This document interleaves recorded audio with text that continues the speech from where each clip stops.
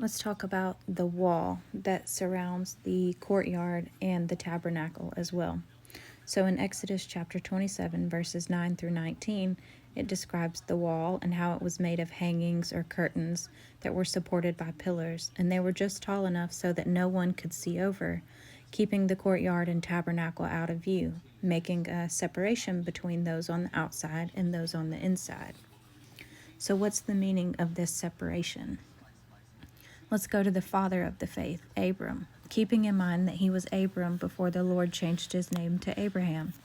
In Genesis 12, when the Lord called Abram to go to a place he would receive as an inheritance, Abram obeyed without knowing where he was going.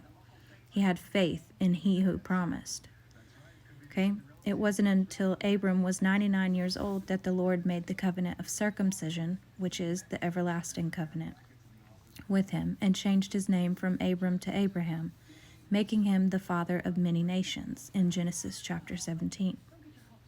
We see this theme of the first step being faith, again with the Israelites who were in Egypt in Exodus chapter 12. Moses and the elders of Israel had faith, and they obeyed the Lord, the one who promised to pass over their houses, that had the blood of the Passover lamb on the doorposts. The Lord didn't give them the Passover ordinance of circumcision until later on. Hebrews chapter 11, verses 6. But without faith it is impossible to please him. For he who comes to God must believe that he is, and that he is a rewarder of those who diligently seek him. In Galatians chapter 3, verses 7. Know ye therefore that they which are of the faith are the same are the seed of Abraham. God was very specific in Genesis chapter 17, verses 19 through 21, regarding the seed who would receive the promise of the everlasting covenant. And in Galatians chapter 3, verses 16, we see that seed to who the promise was made is none other than Jesus Christ.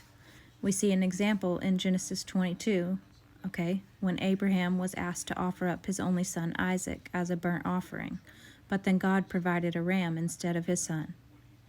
We see the outline again in Exodus 12 with their faith. It's always been faith. The wall that separates us from the outside and the inside is faith.